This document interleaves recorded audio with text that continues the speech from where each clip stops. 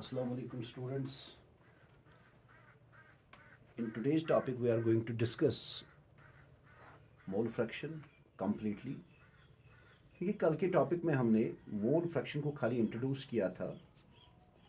आज के टॉपिक में मोल फ्रैक्शन को हम कम्प्लीटली एक तो डिस्कस करेंगे और इसके ऊपर जो सिंपल और कम्प्लेक्स न्यूमेरिकल्स पूछे जाते हैं डिफरेंट टाइप के एग्जामिनेशंस में उनको भी थोड़ा बहुत हम डिस्कस कर लेंगे.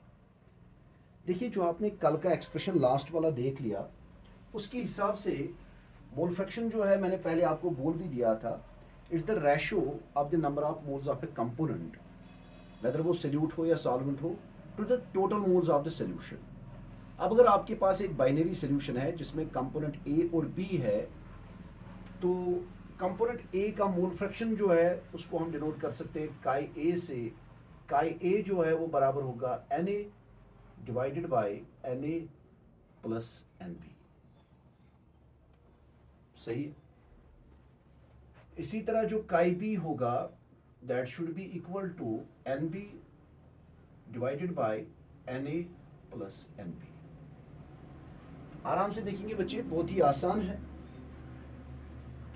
अब देखिए, इस एक्सप्रेशन के न्यूमरेटर में भी जो क्वांटिटी आप ले रहे हैं वो मोल है, उसका यूनिट, और नीचे वाली क्वांटिटी का भी जो यूनिट है वो है मोल.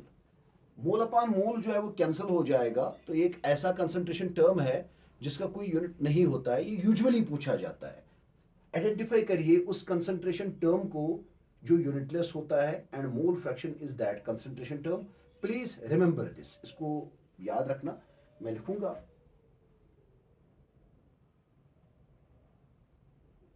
Mole fraction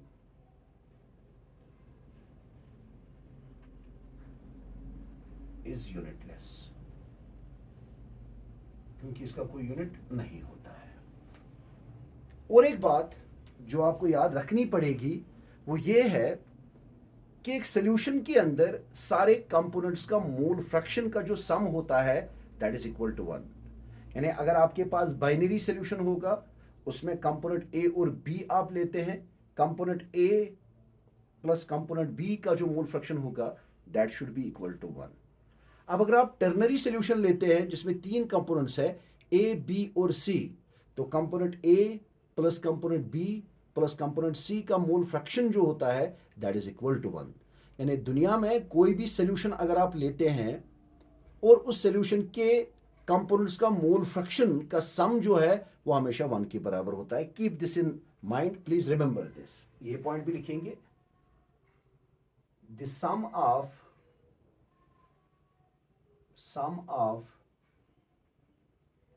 mole fractions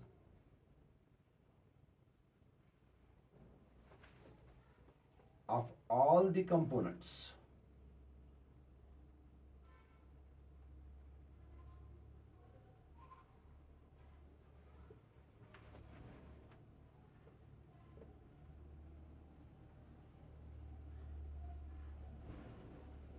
of a solution is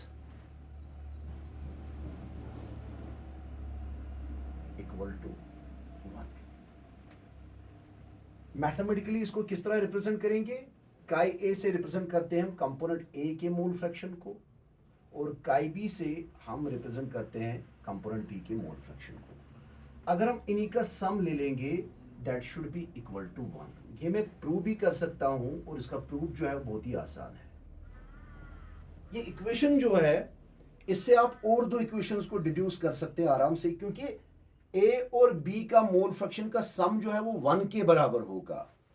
तो कॉमन सेंस की बात है, काई ए जो है वो बराबर होगा 1 माइनस काई बी. ठीक है बेटा.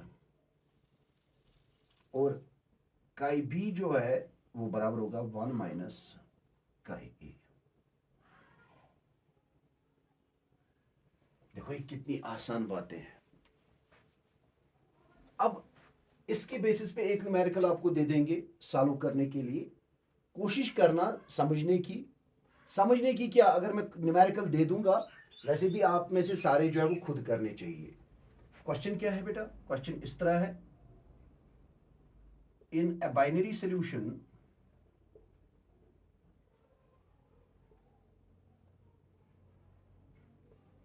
एक बाइनरी सॉल्यूशन में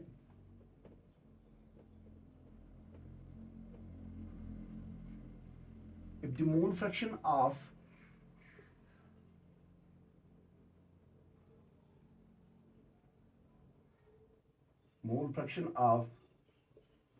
component A is 0.75, calculate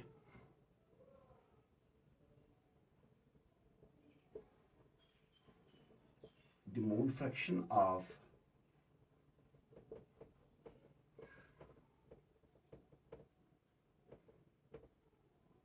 component B.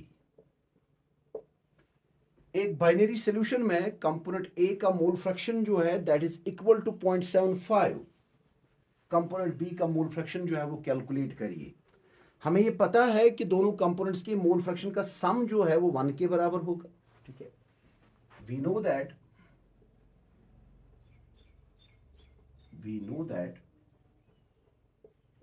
क्या पता है बच्चा? बेटा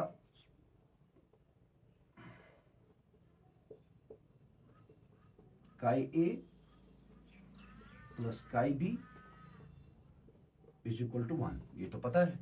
इधर मैंने लिखा है, ये प्रूव भी कर लेंगे, उधर मैं कर लूंगा उस छोटे से बॉक्स में। काई ए का वैल्यू जो है वो दिया गया है दैट इज 0.75 प्लस काई बी इज इक्वल टू 1। अब सारे बोल भी सकते हैं सर काई बी जो है वो बराबर होगा 1 माइनस काई ए, होगा ना। काई बी जो है वो बराबर होगा 1 माइनस 0.75, तो काई बी जो है वो बराबर होगा 0.25, क्योंकि दोनों के मोल फ्रैक्शन का सम जो है वो 1 ही होता है। अगर एक का 0.75 होगा तो दूसरे का फिर 0.25 होना ही होना है, ये सिंपल बात है। सर क्यों ये काई प्लस काई बी 1 के बराबर होता है? देखो बेटा, आपको बोला गया है काई ए प्लस काई बी जो है वो क्यों 1 होता है। आपको पता है काई ए जो है वो बराबर होता है Na upon Na plus Nb, बीच में तो प्लस आएगा।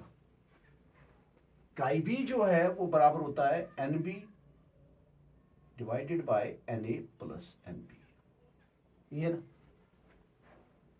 अगर आप देखोगे दोनों का डिनोमिनेटर जो है वो सेम है, let us take it common, तो हम लिखेंगे ऊपर जो है वो बचता है Na प्लस Nb, नीचे जो है वो भी है Na प्लस Nb। सब कुछ जब कट जाएगा वैल्यू जो है वो 1 के बराबर ही तो होगा, सिंपल बात है। तो ये याद रखेंगे आप कि एक सॉल्यूशन में सारे कंपोनेंट्स का मोल फ्रैक्शन का सम जो है that is equal to 1।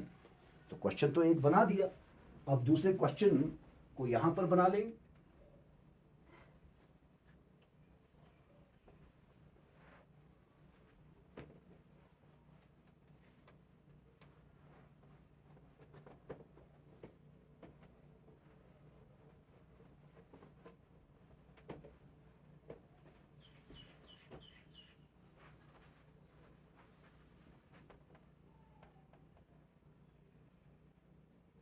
Question ये मैं पहला ही मानूंगा।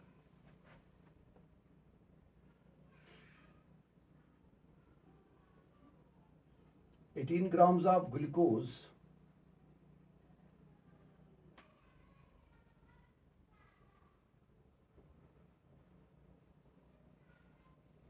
are dissolved in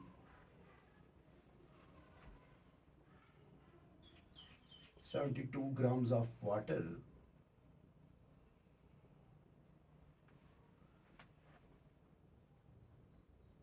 to form a binary solution.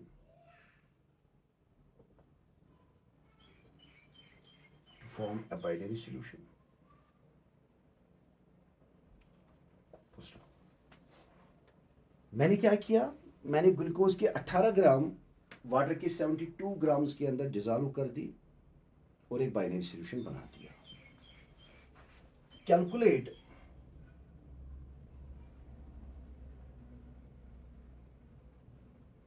the mole fractions of both the components. Calculate mole fractions of both the components.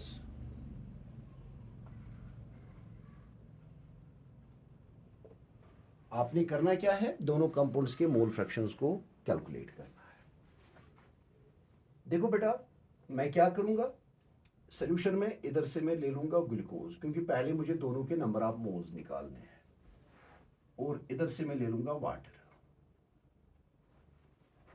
Glucose को मैं रिप्रेजेंट करूंगा B से या 2 से, और वाटर को मैं रिप्रेजेंट करूंगा A से या 1 से। आपकी अपनी मर्जी, आप 1 2 से भी या AB से रिप्रेजेंट कर सकते हो। मैंने AB से कर दिया। देखो बेटा, number of moles of B वो आ गया number of moles of glucose, ठीक है, वो बराबर होता है given mass divided by molar mass. मुझे 18 ग्राम दिए गए हैं ग्लूकोज के, और मुझे पता है ग्लूकोज का मॉलिक्यूलर मास जो है that is equal to 180 grams per मोल।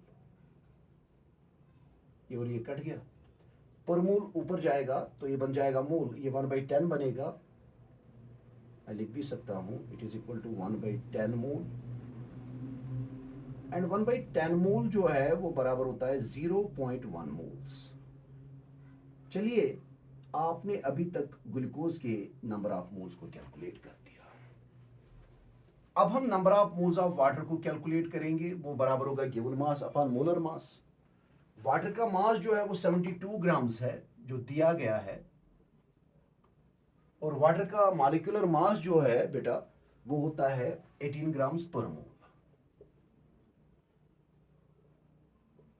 ग्राम और ग्राम गया, 18 1 जा 18 4 जा, यानी Na जो है पर मोल ऊपर जाके बन जाएगा मोल, तो ये यहां पर 4 मोल्स की बात हो रही है। देखो बच्चों,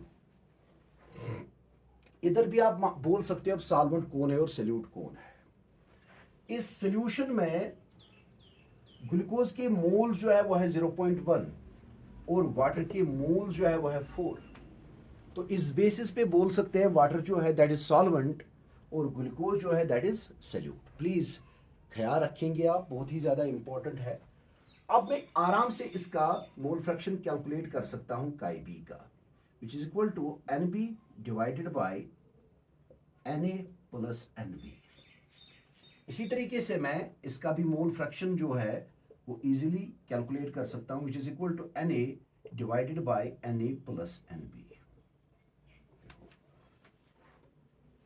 काई बी जो है वो बराबर होगा 0.1 मोल, ठीक है, डिवाइडेड बाय Na जो है वो वहां निकाल दिया है 4 प्लस 0.1 मोल, ठीक है। यहां ये काई ए जो है Na का वैल्यू जो है वह है 4 मोल डिवाइडेड बाय 4 प्लस 0.1 मोल। इधर भी मोल और मोल हो जाएगा कैंसिल, और इधर भी मोल और मोल हो जाएगा cancel. It is equal to 0.1 divided by 4.1। ये रेशो आप देख सकते हैं क्या है। इधर काई ए जो है वो बराबर होगा 4 डिवाइडेड बाय 4.1, निकल गया। अगर आप ए का ही निकालते से आपने बी का निकाल दिया काई बी, तो काई जो है वो बराबर होगा 1 माइनस काई बी, उससे भी निकल सकता है। चलो, मैंने आपको दिखा दिया तरीका जिससे आप दोनों का साइमल्टेनियसली खुद कैलकुलेट कर सकते हैं। अदरवाइज एक्सप्रेशन भी आपको दूसरे का वैल्यू दे सकता है, सिंपल बात है।